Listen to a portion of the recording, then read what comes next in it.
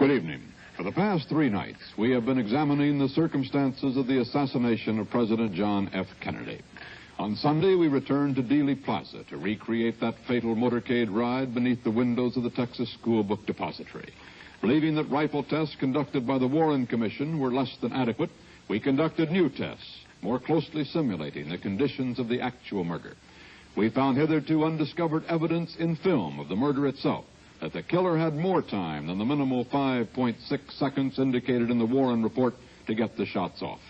And we concluded that beyond reasonable doubt, Oswald was indeed at least one of the killers. But was there more than one?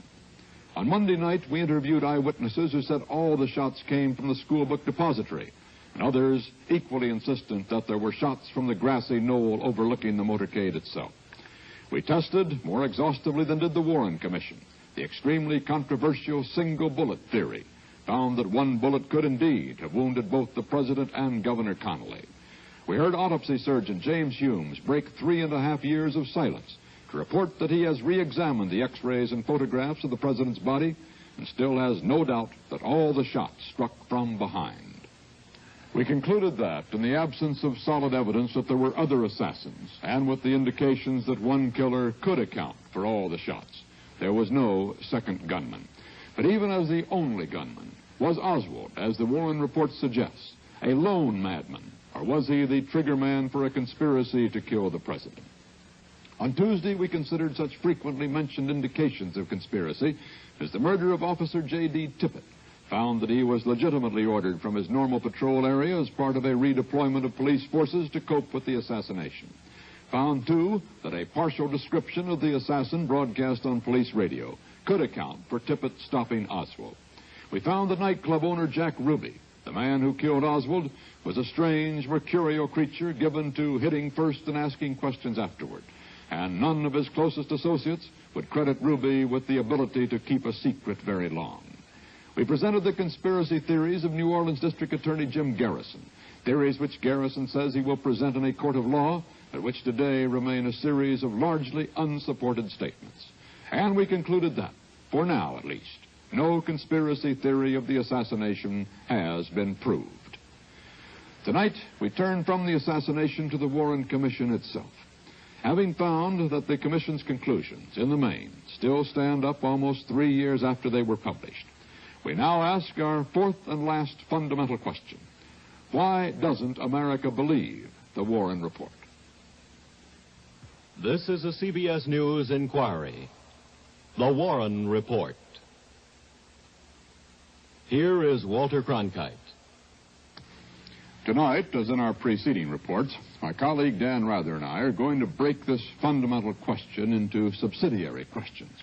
For the first part of the broadcast, we will ask, should America believe the Warren report? We will explore just how well and honestly the Warren Commission operated, to what extent it deserves belief. The second question will be, could America believe the Warren report? And we'll try to determine whether there are elements in the way people, and particularly Americans, think about great events which would prevent their accepting the Warren report, however trustworthy it might be. But this final broadcast will be different. The questions we will ask tonight, we can only ask. Tonight's answers will be not ours, but yours. As we take up whether or not America should believe the Warren report, we'll hear first from the man who, perhaps more than any other, is responsible for the question being asked. Mark Lane, lawyer and former New York State Assemblyman, was the gadfly of the Warren Commission. He demanded the right to appear before it as a defense counsel for the dead Lee Harvey Oswald. Refused, he began his own investigation of the president's death. A study that produced first the best-selling attack on the Warren Commission, Rush to Judgment, and now a movie of the same name. Mark Lane has lectured all over the world on his own theories of the assassination, theories which he spelled out for Bill Stout. There was one conclusion, one basic conclusion that the Commission reached, I think, which can be supported by the facts, and that was the Commission's conclusion that Ruby killed Oswald. But of course that took place on television. It would have been very difficult to deny that. But outside of that, there's not an important conclusion which can be supported by the facts, and this is the problem. And what the Commission was thinking and what they were doing is still hidden from us, of course. The minutes of the Commission meetings are locked up in the National Archives, and no one can see them. a vast amount of the evidence, FBI reports, CIA reports, which may be directly related to the information we should have, are also locked up in the archives. No one can see that. The photographs and x-rays of the president's body taken at the autopsy in Bethesda, Maryland, taken just before the autopsy was begun, taken by naval technicians, which in and of themselves might resolve the whole question as to whether or not there was a conspiracy, cannot be seen by anyone today. And in fact, not one member of the Warren Commission ever saw the most important documents in the case, the photographs and the x-rays, and not one lawyer for the commission ever was curious enough to examine the most important evidence. I think the villain was the desire of government officials to be nice, to see to it that nothing would upset the American people, that the apathy which has seized us for all of these years be permitted to remain uninterrupted by a factual presentation of what happened. The American people would have been upset, surely, if they were told there was a conspiracy which took the life of your president. But Mr. Lane, who accuses the commission of playing fast and loose with the evidence, does not always allow facts to get in the way of his own theories. In Rush to Judgment, for example, he writes, "The statements of eyewitnesses close to the president tended to confirm the likelihood that the shot came from the right and not from the rear." Well, Lane then quotes Associated Press photographer James Altkins and another eyewitness, Charles Brim, as giving testimony that would support the idea of a killer on the grassy knoll. Yet Mr. Altkins, as we saw Monday night, is entirely certain that all the shots came from behind, a fact that Mr. Lane does not mention. As for Mr. Brim, Eddie Barker discovered that he holds no brief either for the grassy knoll theory or for the use of his words by Mark Lane. Well, now, some critics of the Warren report have taken your testimony or interviews with you to indicate that you thought the shots came from behind the fence over there. What about that? Well, sir, it was not a number of critics. It was one critic, Mark Lane, who takes very great liberties with adding to my quotation. I never said that any shot came from here like I was quoted by Mr. Lane. Mr. Lane would like me to have positively identified what I saw fly over here as skull, although I told him I could not. I did not examine. I thought it was, but I could not. So he has added his interpretations to what I said, and consequently, that's where the story comes from, that I said that a shot come from up there. No shot came from up there at any time during the whole fiasco that afternoon. Nor are these the only examples of Mr. Lane lifting remarks out of context to support his theories. Perhaps the most charitable explanation is that Mark Lane still considers himself a defense attorney for Lee Harvey Oswald. And a defense attorney's primary duty is not to abstract truth, but to his client. There exists, however, a less partisan and therefore perhaps more disturbing critique of the Warren Commission report. One of the most influential attacks on the work of the Commission is the book Inquest by a young scholar named Edward J. Epstein. It began as a thesis in political science, Mr. Epstein deciding to find out just how the Warren Commission had gone about solving this crime of the century. He studied the 26 volumes of hearings, then interviewed 5 of the 7 Commission members, General Counsel J. Lee Rankin, and some of the Commission's top investigators. And the pattern that began to emerge disturbed him. Well, there were 3, I think, levels of complaint. The first one was the institutional, you might say, the general problem that a government has when it searches for truth. The problem of trying to have an autonomous investigation free from political interference, and at the same time it's dealing by its very nature with a political problem. The second level might be called the organizational level of, was the Warren Commission organized in a way that prevented it from finding facts? And here my findings were that by using a part-time staff and by the Commission is detaching themselves from the investigation, in other words, not actively partaking in the investigation, it raised some problems as to whether the Warren Commission's investigation went deep enough so that if there was evidence of a conspiracy, they would have in fact found it. The third level of my criticism concerned the evidence itself, and this concerned a problem of when the Warren Commission was confronted with a very complex problem. For example, the contradiction between the FBI, the summary report on the autopsy, and the autopsy report they had in hand. how they solved this problem, whether they simply glossed over it or whether they called witnesses. And this, of course, brought up the questions of a second assassin. One of the men Mr. Epstein interviewed for his inquest is Arlen Specter, now District Attorney of Philadelphia, but in 1964 one of the principal investigators for the Warren Commission, charged with establishing the basic facts of the assassination. Mr. Specter thinks the commission did its job well and came up with the right answers. I would say, after having prosecuted a great many cases, that seldom would you ever find a case which was as persuasive that Oswald was the assassin, and in fact the lone assassin. And we convict people in the criminal courts every day, right here in City Hall, Philadelphia. And at times the death penalties are imposed, or life imprisonment, death penalty, or life imprisonment, so that the case does fit together. In separate interviews, we asked critic Epstein and investigator Specter to discuss some of the central issues that must determine how well or how badly the Warren Commission did its work.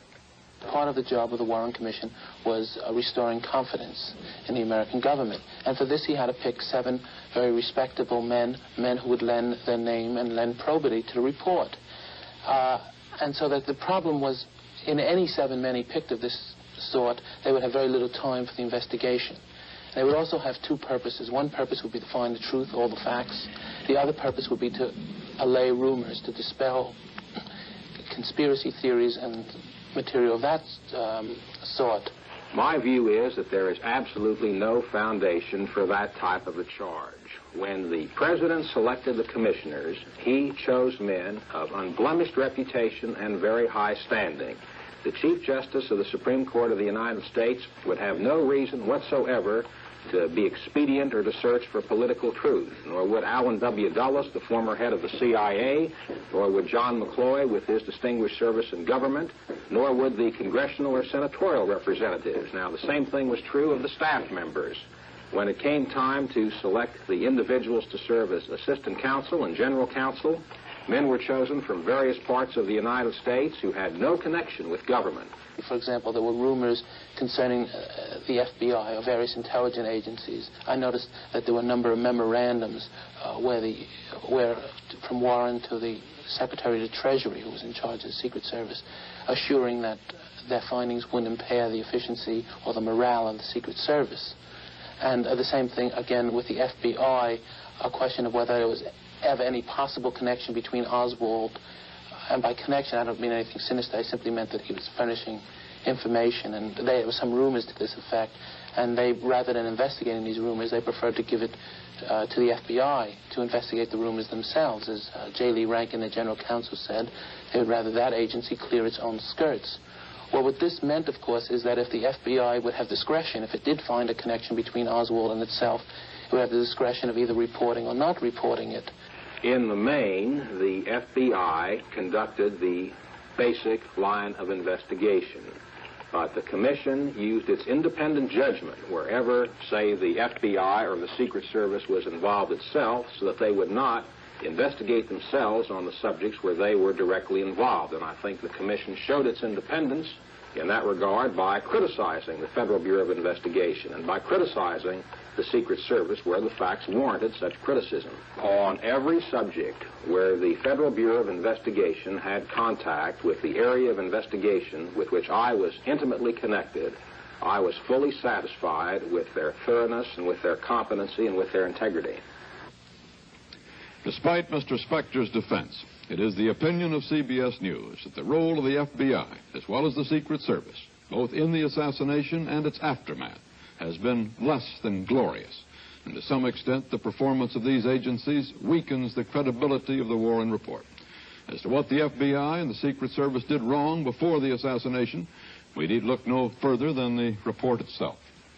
It notes that Secret Service agents assigned to protect the president had been drinking beer and liquor into the early hours of the morning, that no search was made of buildings along the route, and that, quote, the procedures of the Secret Service designed to identify and protect against persons considered serious threats to the president were not adequate prior to the assassination, end quote. That is, the Secret Service should have known about Lee Harvey Oswald. But the report goes on to point out that if the Secret Service did not know about him, the FBI did, and did not see fit to mention his existence to the Secret Service. The report issues a mildly phrased yet devastating rebuke to the FBI, charging that it took an unduly restrictive view of its responsibilities. Knowing what the FBI knew about Oswald, the report says an alert agency should have listed him as a potential menace to the president. Yet, after the assassination, the commission itself relied heavily on these two agencies as its investigative arms. Did their performance improve? We know that some of the tests conducted by them for the Warren Commission were unsatisfactory. In the first of these broadcasts, we pointed out that to simulate Oswald's problem of hitting a moving target from a 60-foot-high perch, the FBI conducted its firing tests on a fixed target from a 30-foot height. Certainly, if CBS News could duplicate the conditions of the actual assassination for a firing test, the feat's not beyond the capability of the FBI. There is also the case of the famous Exhibit 399, the bullet which the commission thought wounded both the president and Governor Connally, winding up on the governor's stretcher in Parkland Hospital. Critics of the report, you'll remember, insist it couldn't have hit both men, but must have been found on the president's stretcher. Yet part of the now permanent confusion surrounding the bullet and where it was found must be charged to the cavalier attitude of agents of both the FBI and the Secret Service at Parkland Hospital. On Monday night, hospital attendant Darrell Tomlinson described how, in shoving a stretcher into place, he dislodged a spent rifle bullet. Mr. Tomlinson quite properly sent at once for the hospital's chief of security, O.P. Wright. Mr. Wright describes what happened then. I told him to just hold and not let anyone remove the bullet.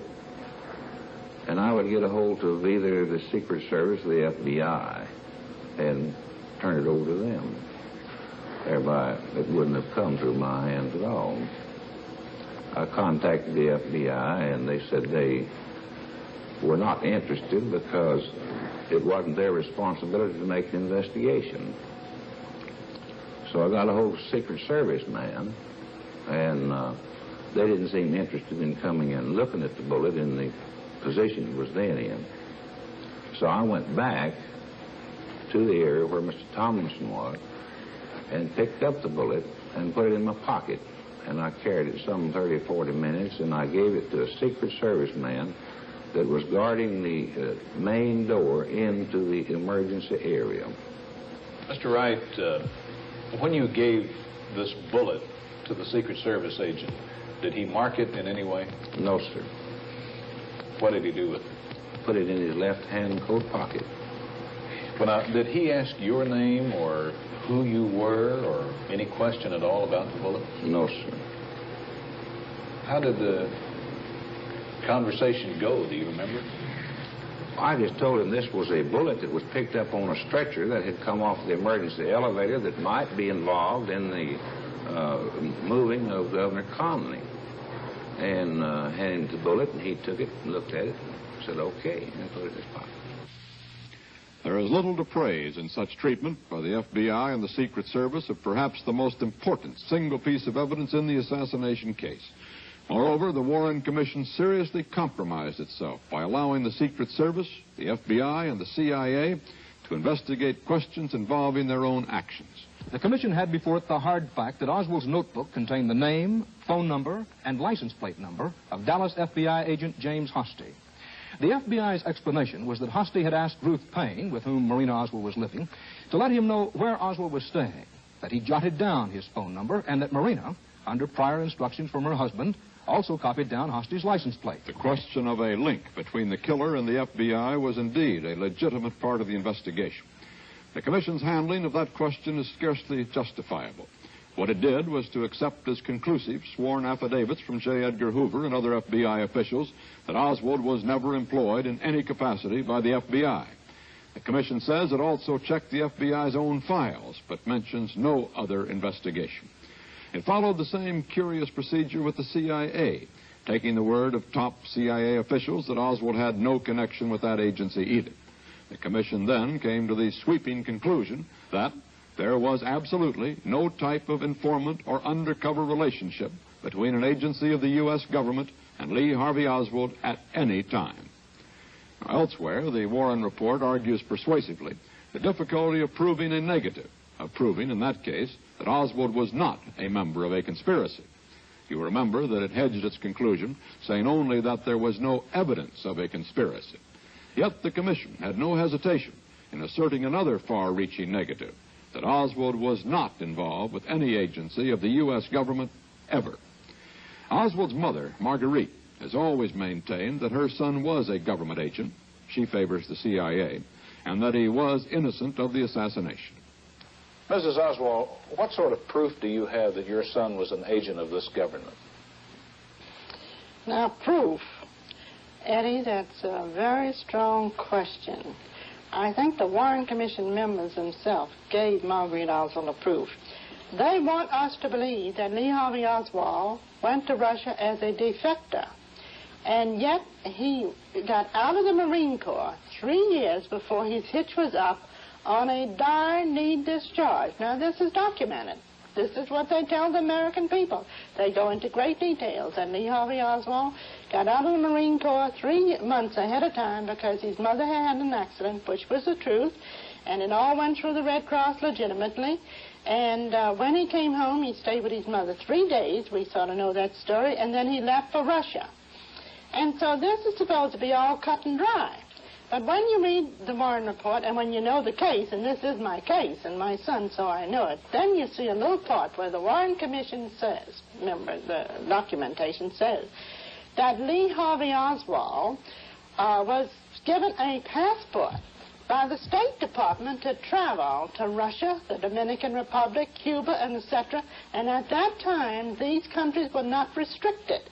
Now, how can Lee Harvey Oswald get out of the Marine Corps 3 months ahead of time on a dire need discharge and at the same time be issued a passport to travel? The evidence is overwhelming that Mrs. Oswald is wrong as to whether her son did assassinate the president. Yet there remain disturbing indications that she may not be quite so wrong about some kind of link between Oswald and various intelligence agencies of the United States. The question of whether Oswald had any relationship with the FBI or the CIA is not frivolous. The agencies, of course, are silent, although the Warren Commission had full power to conduct its own independent investigation. It permitted the FBI and the CIA to investigate themselves and so cast a permanent shadow on the answers.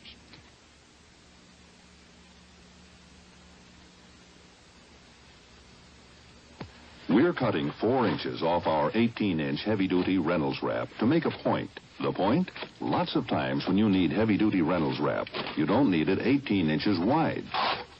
So we made a new heavy-duty foil, 14 inches wide. We call it Reynolds Wrap Broiling Foil. How come? It's just right for lining broiling pans. Use it for freezing, too. And for cooking. And for lining the grill. Same wonderful extra strong Reynolds wrap, but 4 inches narrower. So broiling foil saves waste, saves money when you don't need our wider heavy-duty foil. Like all Reynolds wrap, it's oven-tempered for flexible strength. Try new heavy-duty Reynolds wrap broiling foil, 14 inches wide, Reynolds wrap. A foil by any other name just ain't the same. Watch this next scene. If you recognize yourself, I have good advice for you. Do you drag yourself through the day tired and weary? Well, your trouble could be iron-poor, tired blood. If you take vitamins and still feel tired, vitamins alone can't build up iron-poor blood. But Geritol can. 2 Geritol tablets or 2 tablespoons of liquid Geritol contain 7 vitamins plus twice the iron in a pound of calf's liver. In 1 day, Geritol iron is in your bloodstream, carrying strength and energy throughout your body. Check with your doctor, and if you're tired due to iron-poor blood, take Geritol and feel stronger fast in 7 days. And now a word about another fine product. Did simple nervous tension keep you awake last night? Then take 2 Sominex tablets as directed for 100% safe, natural-like sleep. Take Sominex tonight and sleep safe and restful sleep. Take Sominex tonight and sleep. A CBS News inquiry. The Warren Report continues. Here again is Dan Rather. More than one critic of the Warren Report has attacked it over the question of witnesses, which ones it heard and which of those it decided to believe. Once again, Edward J. Epstein. I'm not sure that the commission went below the surface, but then no one could be sure of whether they did or not, because from what's visible, what we can see, the commission did seem to bring forth most of the testimony of most of the relevant witnesses. Whether these witnesses were saying all they knew or whether there were other witnesses they should have called is another problem. I think you can show examples of other witnesses the commission didn't call. There was a witness, Mrs. Eric Walther. And I saw this man in the window with a gun. And there was another man beside him. And he was holding the gun down. His arms resting on the window. Well, they never called her, nor did a commission lawyer ever investigate her or go down and ask her any questions. The Warren Commission and its staff interviewed 552 witnesses. Their testimony takes up these 26 thick volumes. Yet the question of whether it interviewed the right witnesses and how it evaluated the testimony it did hear are basic to any decision on how well it did its job. For instance, what about Mrs. Carolyn Walther, who saw two men and a gun in a different window of the school book depository and who never got to tell her story to the commission? David Bellin, an attorney for the commission staff, who had a hand in the decision not to call Mrs. Walther after her interviews with the FBI, has said that the commission simply could not hear every single person who had been in the plaza that day. He pointed out that Mrs. Walther's woman companion standing next to her told investigators Mrs. Walther had never mentioned seeing any men. Nevertheless, among those 552 witnesses who were called by the commission were many whose testimony was considerably less relevant than Mrs. Walther's. Perhaps the commission should have had the chance to decide whether or not she saw what she says she did. Right now, long after the fact of the commission report being out, right now, what bothers you most about the report? Is there a central question or Yes. central questions that bother you most? There is one central question that does bother me, and that involves the autopsy that was performed on President Kennedy. And there was a conflict, or really a contradiction, between the FBI report on the autopsy, which the FBI says they received from the autopsy doctors, at least they said in these reports, and the autopsy report published by the Warren Commission. And I don't think we have to get into the exact details, but it was an absolute, if one was true, the other couldn't be true. It concerned the path of the bullet through President Kennedy's body. FBI said it didn't go through, it only went in a short distance. The Warren report said it went, the autopsy in the Warren report said it went clean through and exited. But there was evidence that I think any lawyer or law court would have demanded, and that is the actual photographs of the autopsy and the x-rays. Almost from the day the Warren Commission published its report, its decision to omit those vital x-rays and photographs has been under attack. Only that physical evidence, say the critics, can finally resolve the debate over how many bullets struck the president, where they came from, and where they went. The central questions in the argument over how many assassins opened fire in Dealey Plaza. More than one critic has charged that the autopsy record in the Warren report is not the original autopsy, but has been changed to conform with the commission's theories. You remember that, after a silence of 3.5 years, the doctor who headed the autopsy team at Bethesda Naval Hospital agreed to re-examine those disputed photographs and x-rays and review his findings for these broadcasts. And here is what Captain James Humes told Dan Rather. Well, sir, the report, as I stated, is exactly the way it was delivered and the way it was written. Yet it seems to CBS News that one of the most serious errors made by the Warren Commission was its decision not to look at those photographs and x-rays, an error now compounded. For the Kennedy family, which had possession of the autopsy pictures, agreed last year to donate them to the National Archives, but only with the stipulation that the pictures be locked away for 5 years, with only certain authorized government personnel allowed to see them. Now, no one would propose that those grim and tragic relics be made generally available to be flashed across television screens and newspaper pages. But in view of their crucial bearing on the entire assassination, we believe that those films should now be made available for independent examination by expert pathologists with the high qualifications of Captain Humes, but without his status as a principal in the case. There is one further piece of evidence which we feel must now be made available to the entire public. Abraham Zapruder's film of the actual assassination. The original is now the private property of Life magazine. A Life executive refused CBS News permission to show you that film at any price, on the ground that it is, quote, an invaluable asset of Time Incorporated, unquote, and that even though these broadcasts have demonstrated that the film may contain vital, undiscovered clues to the assassination. Life's Decision means you cannot see the Zapruder film in its proper form as motion picture film. We believe that the Zapruder film is an invaluable asset, not of Time Incorporated, but of the people of the United States.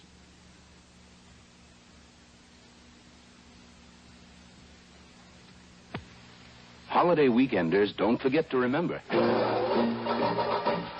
extra fun, take more than one.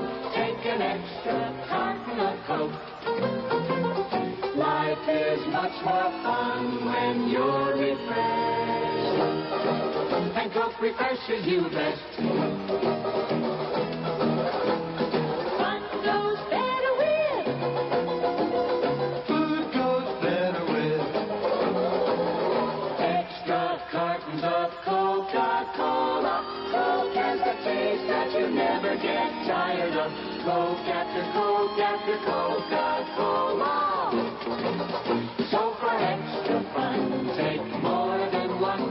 Take an extra carton of Coke, Coca-Cola. Swim, fly, drive to your nearest store and look for displays of Coca-Cola. Now. The heartbreak of psoriasis. What does psoriasis look like? It may first appear as a crusty patch on skin or scalp. Can it get worse? Yes, and it can leave skin rough and scaly. Can anything relieve the itching and scaling? Yes, new Tegrin. It's guaranteed, or your money back.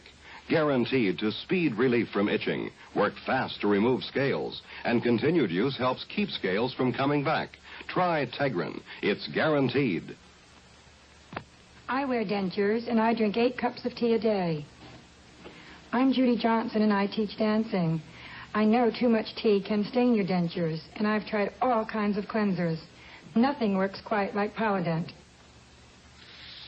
People believe in Polident. Nothing gives you cleaner-looking dentures or fresher-tasting breath. Any wonder more dentists surveyed recommend Polident than any other denture cleanser? A CBS News inquiry. The Warren Report continues. Here again is Walter Cronkite. Until now, we have heard a great deal about the Warren Commission from its friends and its foes. What of the Warren Commission itself? Where do its 7 members stand amidst this torrent of controversy over their performance? Chief Justice Warren, who headed the commission, has refused to discuss the Warren Report publicly with CBS News or indeed with anyone. But one commissioner has agreed to participate in this broadcast. He is John McCloy, internationally known lawyer, presidential advisor, and former High Commissioner for Germany. Mr. McCloy, however objectively the commission may have set about its work, the report itself, it seems to us, may just as well have been entitled The Case Against Lee Harvey Oswald. Are you satisfied that as much effort was put into challenging that case as into establishing it? In other words, did the accused man get a fair trial?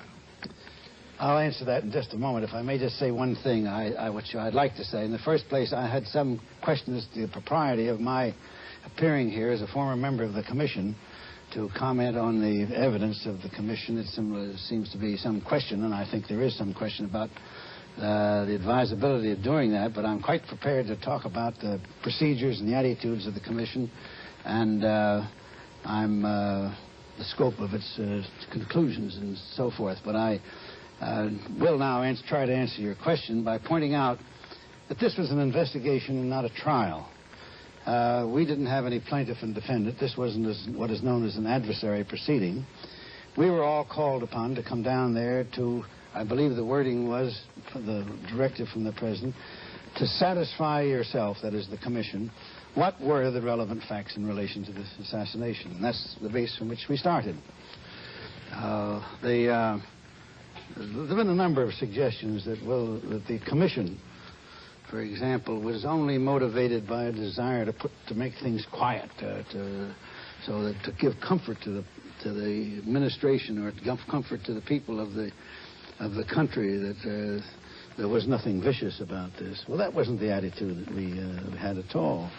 I know what my attitude when I first went down there. I was convinced there was something phony between the Ruby and the Oswald affair. 48 hours after the assassination, here's this man shot in the police station. Well, I was pretty skeptical about that, but time went on and we heard witnesses and weighed the witnesses. But just think how silly this charge is. Here we were 7 men. I think 5 of us were Republicans. We weren't beholden to any administration. Besides that, we had our own integrity to think of. There's a lot of people have said that you can rely upon the distinguished character of the commission. You don't need to rely on the distinguished character of the commission. Maybe it was distinguished and maybe it wasn't. But you can rely on common sense. And you know that 7 men aren't going to get together and that character and concoct a conspiracy with all of the members of the staff we had, with all of the investigative agencies. It would have been a conspiracy of a character so mammoth and so vast that it transcends even some of the distorted charges of conspiracy on the part of Oswald. What did you do on those visits to Dallas?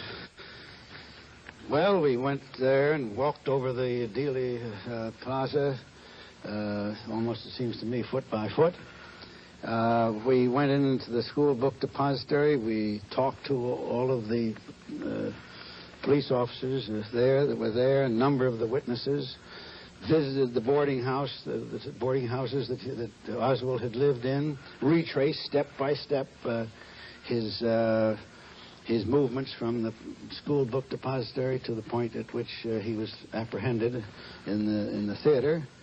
We chased ourselves up and down the stairs and timed ourselves. I sat in the window and held the very rifle with the 4-power scope on it and sighted down across it. Seeing must have been at the exact spot that whoever the assassin was sat, with the carton of boxes as a headrest. Snapped the trigger many times. Saw we had a car moving at the ledge rate. Well, I can go on, but I'm just trying to give you the impression of what was the fact that we did assiduously follow this evidence and work out as best we could our own judgments in relation to it. Mr. McCloy, the commission came into being late in 1963, went through to September 64 when you were dissolved. Could you have used more time? There is the charge that it was your conclusions were rushed, that there is some stringent time scale imposed. The conclusions weren't rushed at all. If there's any charge that can be made, and maybe this is an unjust charge because I wasn't in charge of it, I'm inclined to think that we perhaps rushed to print a little too soon. But the conclusions we arrived at in our own good time. I think that there's one thing that I would do over again. I would insist on those photographs and the X-rays having been produced before us. And in one respect, and only one respect there, I think that we were perhaps a little oversensitive to what we understood was the sensitivities of the Kennedy family against the production of colored photographs of the body and so forth. But those exist, they're there. We had the best evidence in regard to that, the pathology in respect to the president's wounds. It was our own choice that we didn't subpoena these photographs which were then in the hands of the Kennedy family. I say, I wish, I don't think we subpoenaed them. We could have gotten. Mr. Justice Warren was talking to the Kennedy family about that at that time. I thought that he was really going to see them, but it turned out that he hadn't. It's not surprising that there should be some skeptics, quite obviously, to any such report. But how do you account for the fact that the disbelievers outnumber the believers by such a wide margin? I think that if you want me to speculate on it, first place is the credulity of people generally. This is pretty spicy, pretty scandalous. Bear in mind that there have been an enormous amount of books written now, a large number of books written, pamphlets written, with the most shocking and distorted statements in regard to the evidence, with all of the blurbs and all of the propaganda. You know the business that goes with selling books. Many more thousands of those have been distributed and read. then the rather limited distribution of the report with rather prosaic accounts, so that I suppose this tends to build the thing up. There are other things that I suppose you can talk about.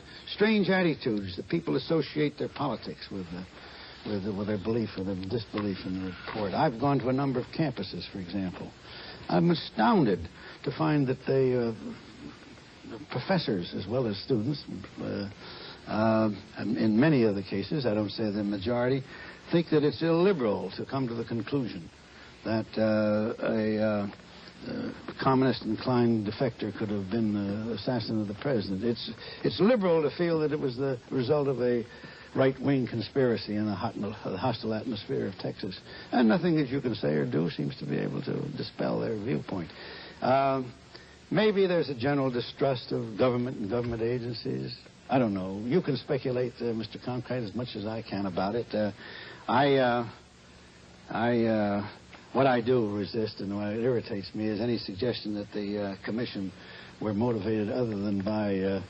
And I'll leave myself out. There were competent people in that commission, people who were experienced in investigation, like the senators and the congressmen, been through many types of investigation. Dulles, who was all sorts of people who were used to dealing with FBI reports, appraising them, weighing them, taking many of them for something less than their face value. They went at this thing, and they came to this conclusion, and there was nothing fraudulent about it. There was nothing sinister about it, either conscious or subconscious, in my judgment. And I think that, as I say, that common sense would tell you that this must be the case. We may have erred somewhere along the line, but so far I haven't seen any credible evidence which dispels the soundness of the fundamental conclusions that we came to. In a way, we have come to the end of this report on the Warren Report. For some 3.5 hours now, we've presented what seemed to us the most significant new evidence concerning the assassination itself and the President's commission to investigate the assassination.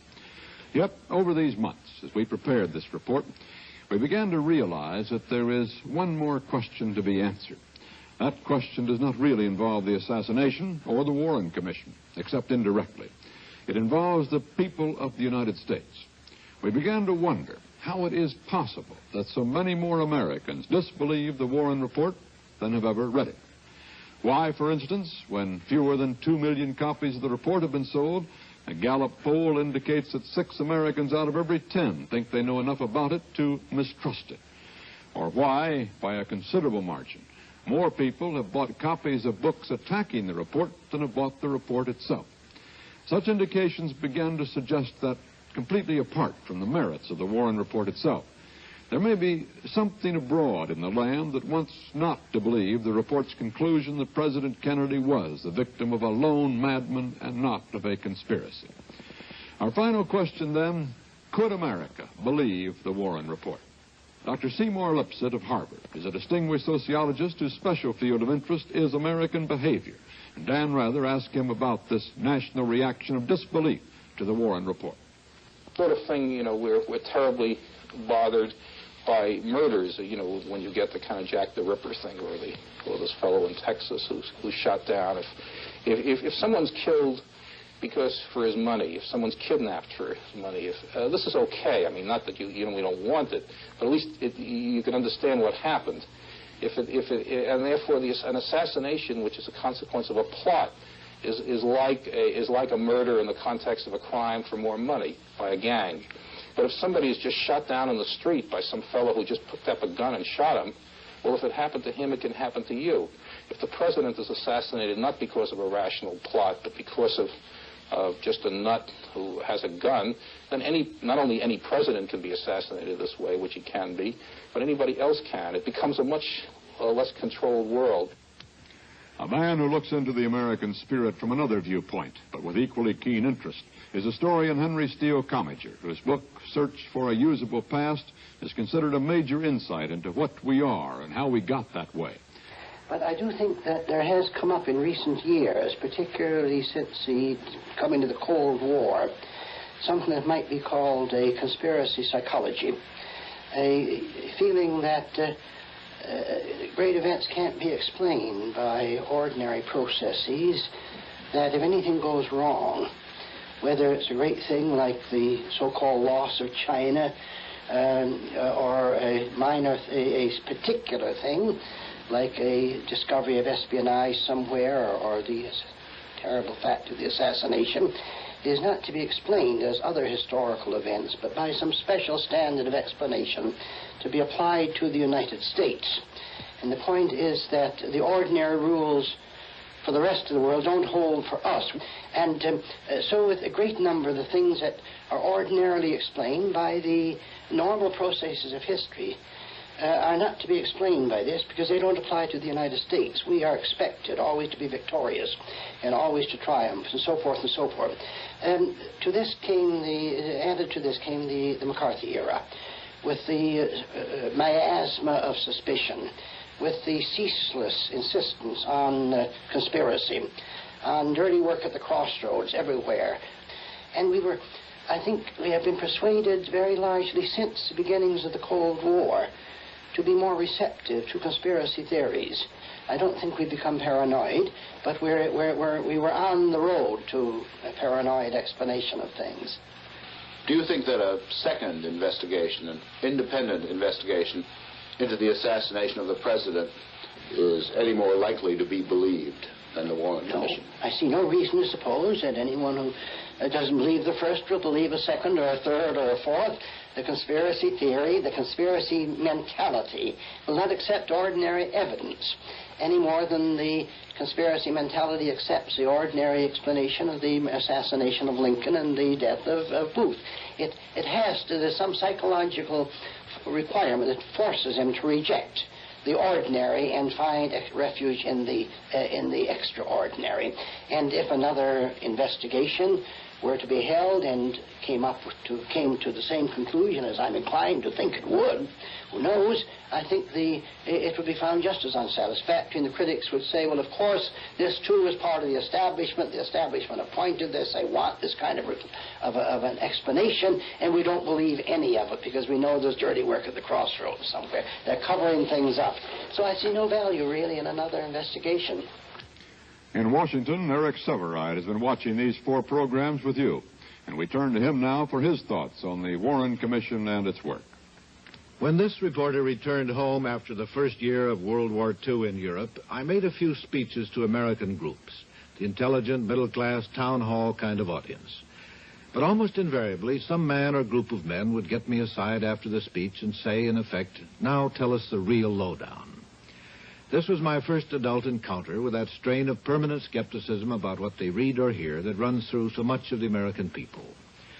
This distrust governs people's feelings toward government and public events more than their feelings toward one another in their daily life. Part of the impulse is simply that traditional Yankee horse trader desire not to be taken in. Part is the wish to be personally in the know, one up on the other fellow. But this automatic reaction that there must be conspiracy somewhere, the prevalence of this devil theory of politics, this probably has increased among us, as Professor Commager suggests, as a result of World War II and the Cold War that followed.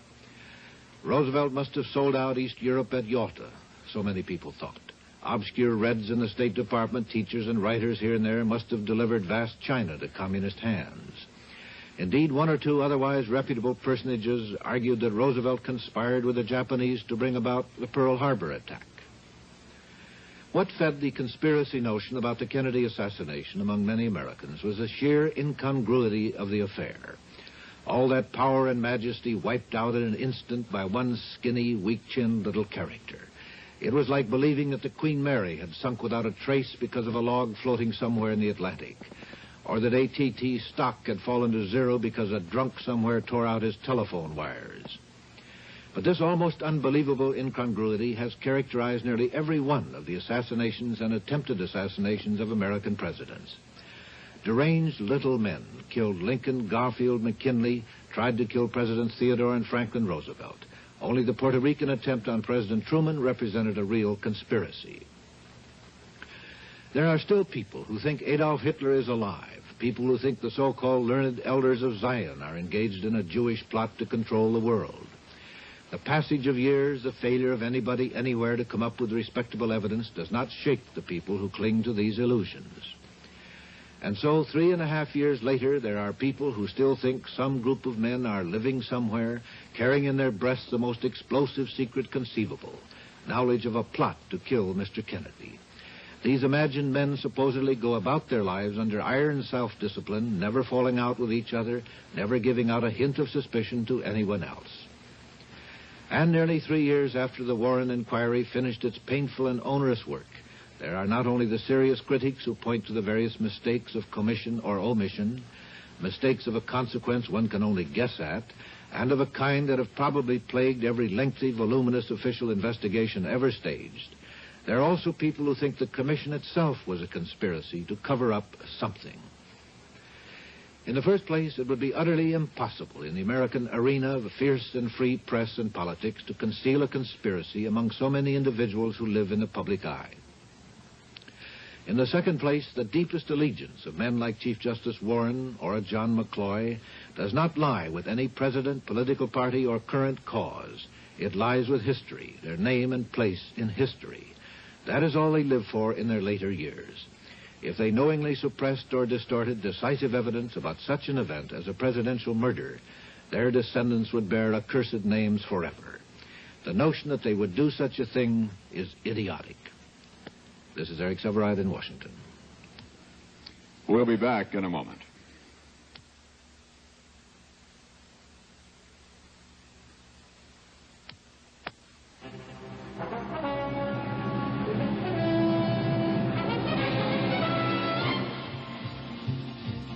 The Longhorns come to Marlboro country. Over 4 million women look shapelier this year. You can, too. How? Just cross your heart. See? You're suddenly shapelier. That's what this new Playtex cotton bra will do. It will cross your heart with stretch to lift and separate. You're suddenly shapelier. Over 4 million women wear this new cotton bra by Playtex. Cross your heart. You'll be suddenly shapelier, too. Most women wish a girdle made them firm and flatter here. And new Firm and Flatter Playtex Lycra girdle firms and flatters as no other girdle can. The exclusive V construction exercises 2 firming, flattering forces. These elastic V-bands lift your tummy in. These elastic bands keep your waistline thin. You're firmer, you're flatter in the new Playtex girdle made with Lycra. Firm and Flatter. A CBS News inquiry. The Warren Report continues. Here again is Walter Cronkite. 3 years ago, after we had studied for the first time the report of the Warren Commission, we summed up our feelings about it. In the end, we find confronting each other, we said, the liar, the misfit, the defector on the one hand, and 7 distinguished Americans on the other. And yet, exactly here we must be careful that we do not say too much. Oswald was never tried for any crime, and perhaps therefore there will forever be questions of substance and detail raised by amateur detectives, professional skeptics, and serious students as well. For the Warren Commission could not give Lee Harvey Oswald his day in court and the protection of our laws. Suspects are not tried by 7 distinguished Americans. Their cases are heard under law by 12 ordinary citizens. If it had not been for Jack Ruby's revolver in a basement of the Dallas police station, 12 such citizens would have heard the evidence, would have heard Oswald if he had chosen to speak.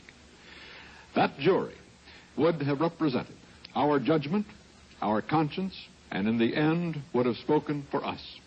Now we do not have that reliance. We must depend on our own judgments and look into our own consciences. The Warren Commission cannot do that for us. We are the jury, all of us, in America and throughout the world. We found no reason to withdraw what we said then. But now we have studied the report again, this time with the benefit of 3 years of controversy, of all of these books, of our own investigations. We have found that wherever you look at the report closely and without preconceptions, you come away convinced that the story it tells is the best account we are ever likely to have of what happened that day in Dallas. We have found that most objections to the report and certainly all objections that go to the heart of the report, vanish when they are exposed to the light of honest inquiry. It is a strange kind of tribute to the Warren Report that every objection that can be raised against it is to be found in the report itself. It is true that the answers to some questions leave us restless. The theory that a single bullet struck down both the president and the governor, for example, has too much of the long arm of coincidence about it for us to be entirely comfortable. But would we be more comfortable believing that a shot was fired by a second assassin who materialized out of thin air for the purpose, fired a shot, and then vanished again into thin air, leaving behind no trace of himself, his rifle, his bullet, or any other sign of existence? Measured against the alternatives, the Warren Commission report is the easiest to believe, and that is all the report claims. But we have found also that there has been a loss of morale, a loss of confidence among the American people toward their own government and the men who serve it. And that is perhaps more wounding than the assassination itself.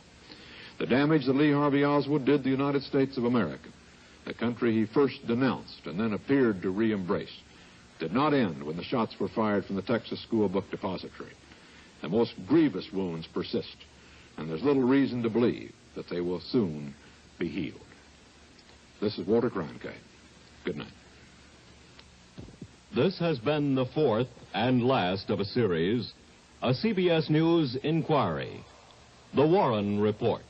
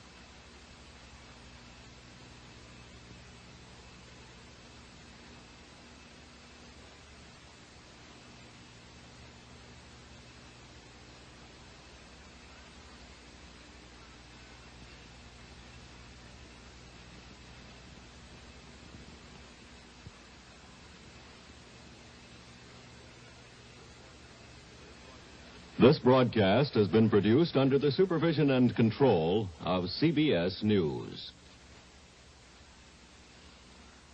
The Steve Allen Comedy Hour will return next week at its regularly scheduled time on most of these stations.